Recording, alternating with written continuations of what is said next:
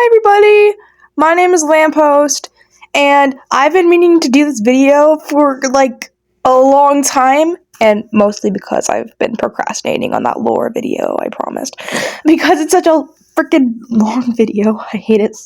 I hate editing so much, you don't even know. So I decided to do this video instead, because I'm the procrastination queen. Anyways, this is basically all my 4 series in one sort of lore video. I was starting on like my main series, the one you've seen many shorts about, Tales of Zale. Mostly Blackbird right now because that's the main character I've been hyperfixating on for a little bit. But you will get like Juniper and Crimson and Ollie and Jinx and everybody else because I did post a lore video about Ollie and Jinx and I've gotten a lot of comments. So yeah, let's jump right into the video because I'm tired of yapping. Tales of Zale. Oh, where do I even begin?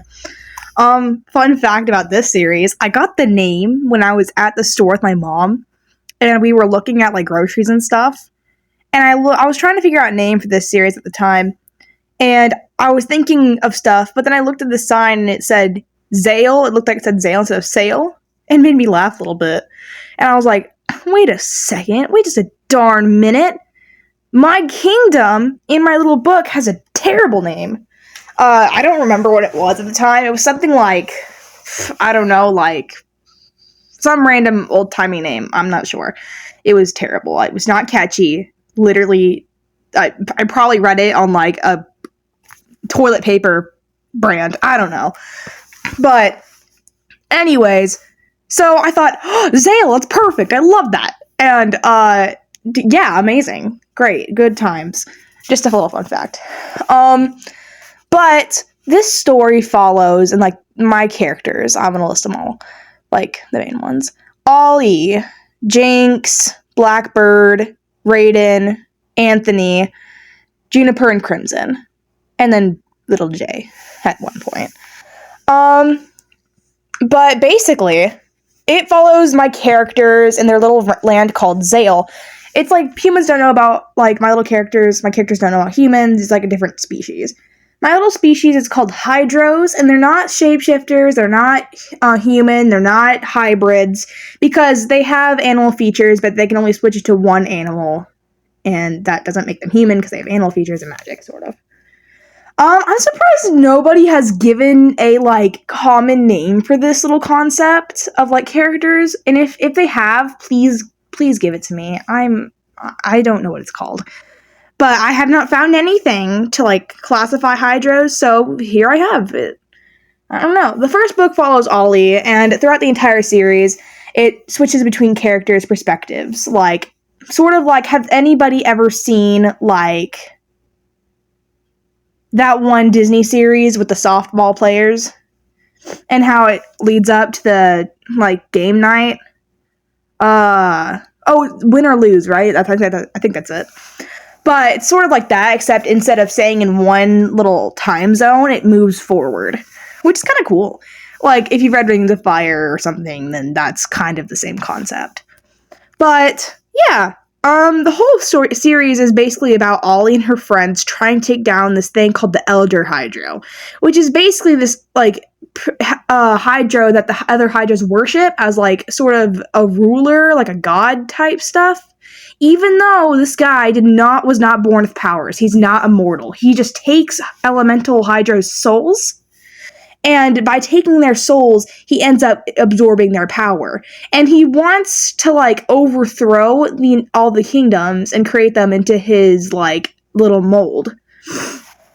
So, and basically, they're enemies because Raiden's the last elemental he needs. So they need to take him down in order for them to, like, live and Raiden not being done for. More lore on that later in my lore video. But, yeah, I'm almost done with it. Yay! So you will be getting that soon. Just be patient, child. Be patient. Okay, so this next series is called Mr. Fear.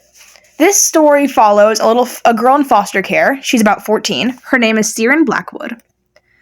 Basically, Siren has moved from home to home to home because nobody can handle her. And honestly, I can't blame them because she is paranoid 24/7. Looks behind her back, feels like she's being watched. Very, very paranoid person. Even though she doesn't turn that into fear, she just turns that into anger and hostility towards people. Her parents died in a tragic house fire. Nobody ever figured out where it came from because the stove wasn't on, nothing, they didn't have any candles lit, nobody knew where it came from. She keeps her last name because she feels like she is betraying them if she stays in them one place and accepts them as her new family. And yeah, so she isn't paranoid for no good reason. Everybody thinks she's crazy, but she's not wrong about her paranoia. Someone is watching her. Her paranoia does not go without reason. She doesn't know. She's starting to believe she's starting to believe she's crazy. But no, she's not. In fact, she is the only person who can actually see the truth at this point. The little entity watching her is how she calls him Mr. Fear. Titles reference. She calls him that because she doesn't know what his actual entity is, and she can't keep calling him basically like, oh, this thing that watches me, and I don't know what his motives are. Mr. Fear is a very confusing entity. He isn't like the other ones, where, like, they just are there, they watch, like, sleep paralysis demons. No. He has motives. He's not a demon, but he's an entity who can do stuff, which is really scary in a way. Nobody knows what his motives are at this point, but I'm going to tell you, since I'm not going to leave you in the dust. Basically, she is someone who doesn't have friends. Her only friend is a guy named Kai, and he's like some laid back, like little, like, oh, live the life, man, you know, like go with the flow type, like sea turtle from Nemo vibes.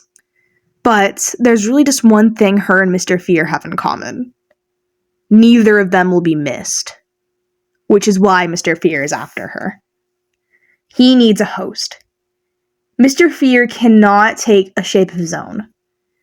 He can, like, turn into things, except they don't look right.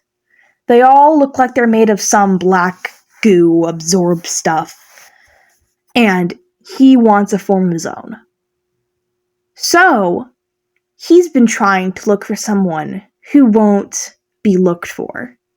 Nobody will care if they go missing, because nobody knows them anyway. Which is why Siren is perfect, because she has no remaining family. Her foster families can't handle her, and they all, like, leave her behind.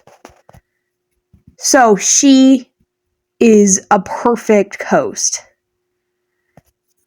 She doesn't know that.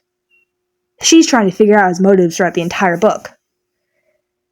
But he's not one to wait. So every interaction he has with her is basically him subtly trying to take her body from her. This is one of my darker series, because it's like Alice in the Wonderland, darker, more psychological, and more of a thriller horror. The characters are Siren Blackwood, obviously, Kai, Clover, Clover's parents, and obviously Mr. Fear. I will make a lore video on her later, because I haven't spilled the bucket of which is her lore yet. But yeah, the entire series is about her evading Mr. Fear and trying to figure out the truth of what happened to her parents and why the heck Mr. Fear is after her. So my next series is actually a bit lighter in plot and lore than Mr. Fear, like, obviously. And it's called Headlines. This story follows two main characters named Mads and Cyril. Mads and Cyril are living like in old-timey like Chicago, New York. I haven't figured it out yet. But they're like old-timey, where newsboys are still a thing, you know, where cars are just being invented, people couldn't get news other than, you know, newspapers, and yeah, like horses and carriages were a main way of travel. So, Cyril works for a newspaper company as a newsboy. He is very upbeat, shamelessly flirty, like troublemaker type, oh, if we get caught, I'll just escape again, it's fine, type person. And he's just really, like, a very fun character. Like, I feel like if this was an actual fandom, he'd be like the Jax of headlines. Jax, like, into Dak, oh my gosh. But yeah, he'd probably be the fan favorite at this point. But then there's Mads. Cyril calls her Mads, even though her name's Madeline. She is a part of a circus against her will. How did she get in that predicament? Her parents literally sold her. Oh my gosh. They couldn't take care of her. They didn't want to put her in like a nice foster home. They just were like, you know what? We're dumping you at a circus. We're gonna sell you for like 3 cows. Have a fun life. And she just was used as like a jester or like a clown or something. There's a lot of Dak references in this video. Golly. But yeah, she is more like, oh my gosh, I hate my job. Like, literally, would rather be anywhere else. She's more on the, like, rougher side. As in, like, more Zooble type personality. That's, like, just the best way to describe it. She does hang out with Cyril a lot, but she does have to, like, sneak away from the ringmaster in order to, like, actually go live life as a teenager. Cyril doesn't know that she's going through all this and just thinks she's working for the money. And she doesn't want to tell him because, again, she hates her job, everything about it, and junk like that. Anyways, so the main plot. So this plot, remember how I told you about the ringmaster? Ringmaster Silver, that's his name. He is very persistent because she is his main moneymaker. He sells her out for, like, entertainment purposes.